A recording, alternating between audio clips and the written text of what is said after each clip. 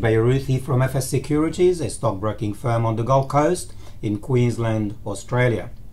And every Monday morning I present to you what happened the last few weeks, and we try to forecast from the technical analysis as well as the fundamental what is likely to happen in the next few weeks. So please enjoy the presentation, and if you do, please give us some feedback. So first of all, I'd like to start with the overseas market. Here on the left hand side you can see that the Dow, despite being down 1% last week, overall over the last 2 weeks the market was still 137 points higher, or 0.5%, and so is the Nasdaq, and so is the S&P 500. As a matter of interest, the market on Friday or Saturday morning our time was actually up until our friend Trump decided that he wasn't going to have a partial deal with China, and the Chinese responded by cancelling their soybean farms trip. So obviously the market is starting to feel that there is still a lot of hard feelings between the two nations, and the market actually ended up down. And of course over the full week it was down by 1% for the Dow, a bit less for the other two indices. When it comes to the US dollar, overall the last 2 weeks it was down by 0.3%, and last week was almost steady. And the Australian dollar, we had a big drop last week by 1.6%, from 68.8 down to 67.7. Over the last 2 weeks we were actually down 1.1%. So you can see by comparing the last week versus the last 2 weeks combined that from 1.6% last week to 1.1% the week before, or combined, it tells us that 2 weeks ago the market, or the Australian dollar, was higher. Now in terms of commodities, and we trade commodities, if you want to trade commodities, of course gold, silver and crude oil and maybe soybeans could be very popular commodities. But in terms of the gold, the most popular commodity that we Australians like to focus on, as well as the world, last week gold went up by $28.70 US, and because of the various friction between Iran and Saudi Arabia and the US. But gold over the last 2 weeks combined was only $9.40, or 0.6% higher. Silver over the last 2 weeks was down 1.2%. Crude oil had a big jump of 6.5% because of what happened in Saudi Arabia. You know, the various refinery that were actually bombed by the drones. We had a big jump in oil. Actually at one stage last week it was actually up to 60 or more than 60 US dollar per barrel. Over the last 2 weeks we're still 3% higher. And by the way, if you want to trade any of those commodities, natural gas, heating oil, wheat, corn, soybeans, coffee, orange juice, cocoa, sugar, cotton, live cattle, all you have to do is call us and we'll help you out with trading commodities. Now in terms of our local market, looking at the sectors, our ASX 200, that is our gauge, the ASX 200, is made primarily by two large sectors, the financial and the materials. Combining the financial and the materials, we have almost 40 to 45% of the index of the Dow, of the ASX 200. When the financials and the material sectors are up substantially, the market responds accordingly. It drags the other sectors up as well. And the same thing when those two sectors are down. Well, you can see here that over the last 2 weeks, the financial, which of course includes the bank and the insurance companies, was up 3.2% combined over 2 weeks. And the material sectors was up 2.4%. So obviously if you're looking for iron ore companies such as BHP, Rio and Fortescue, obviously you can see here these material companies are very much affected by the iron ore price. So both of these sectors were up the last 2 weeks combined, and we can see here that the ASX 200 was also up by 1.3%. In terms of the top companies that we look at, because they have options, we like to trade those companies because we sometimes trade options for some of our clients who want to trade options. So we can see here Bramble down almost 15% over the last 2 weeks. Newcrest Mines, even though it was up 7.3% last week, that's $2.45, that is up to $35.96. That is the stock, Newcrest Mines. Over the last 2 weeks, by the way, it was still down by 2.2%. Suncorp, also negative, and Woolworths, 1.7% down over the last 2 weeks. However, don't forget to consider the last week, and then you consider the 2 weeks combined, so you can have a better picture of what really happened.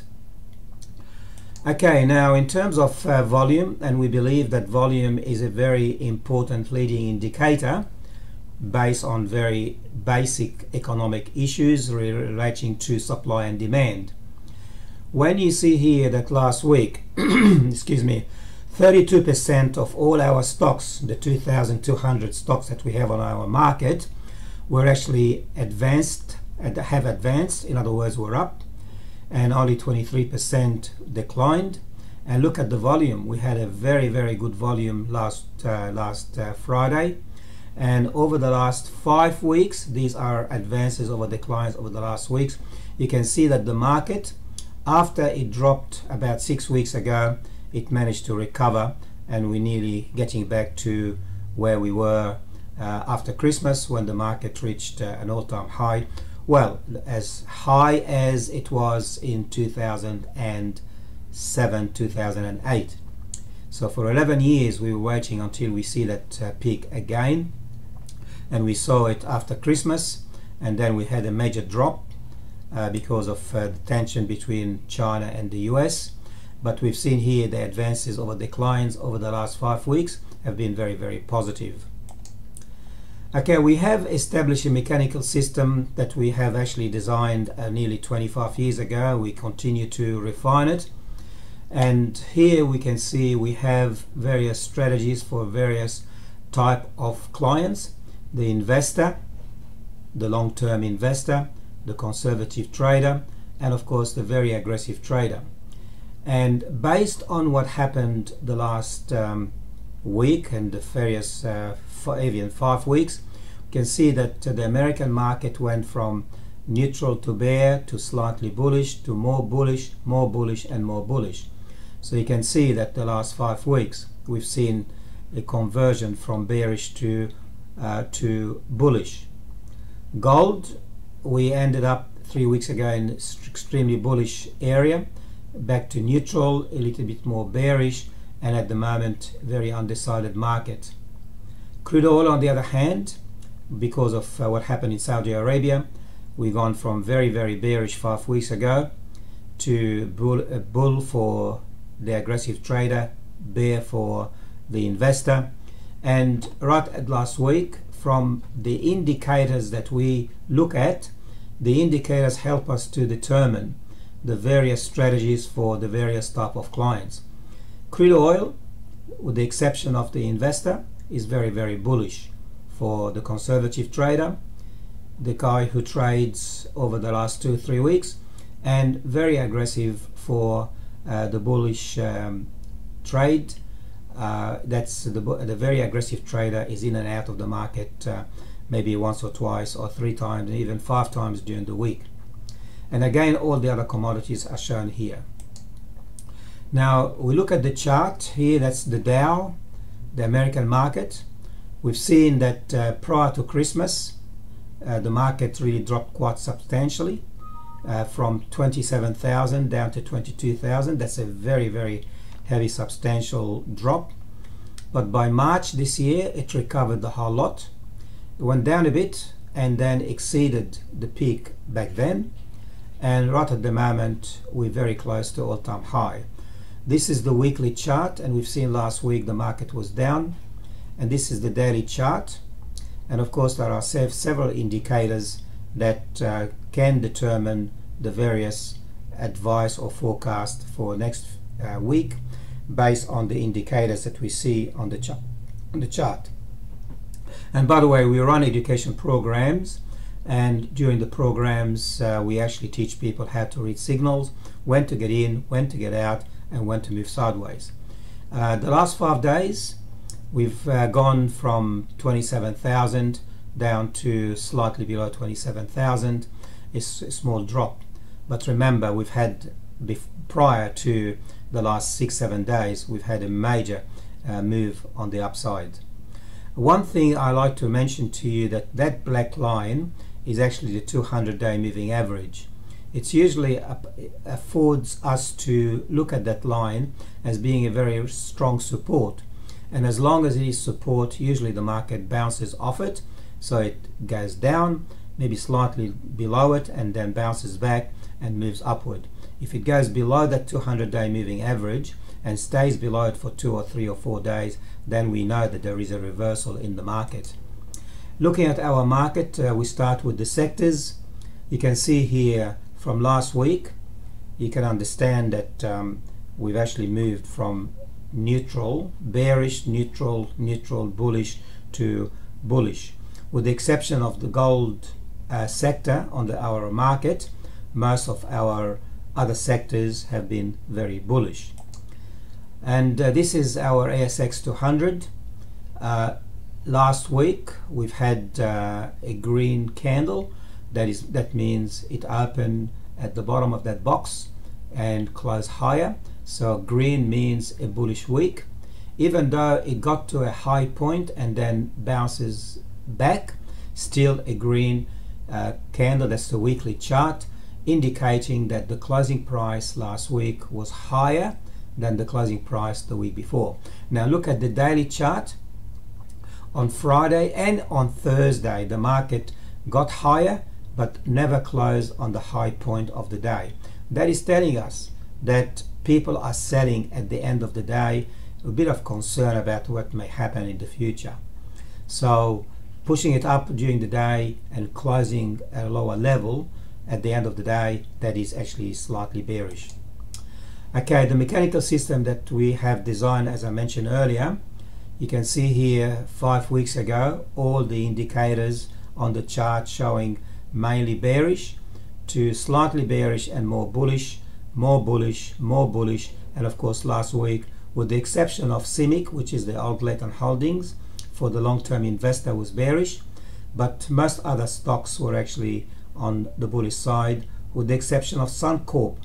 Suncorp appears now for the very aggressive trader to be bearish. Again, these are from the indicators, and if we look for the very aggressive trader, we're looking for 2 short-term charts, and if you talk about the investor, we look at the monthly and the weekly, and if they both are in agreement with each other, then we either have bullish or bearish. So as I mentioned, we run the education program and we teach you how to read signals.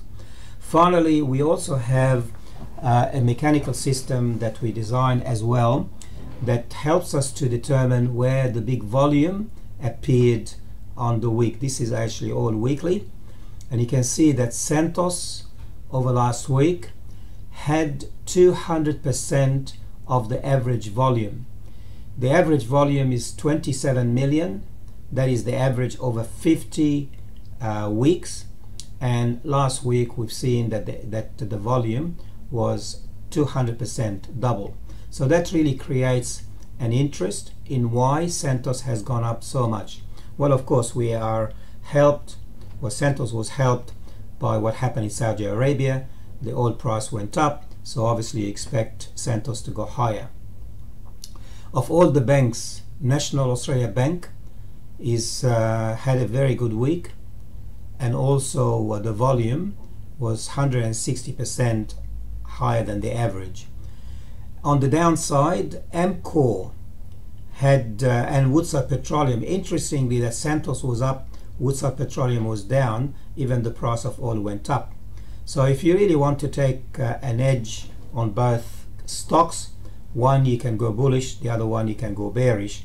I mean, at least one of them will be right. Okay, and both of them had reasonable volume. The mid cap, for the aggressive trader, there are companies below $1 billion market capitalization. The top 50 here are all the companies above $1 billion market capitalization. We do here the mid cap.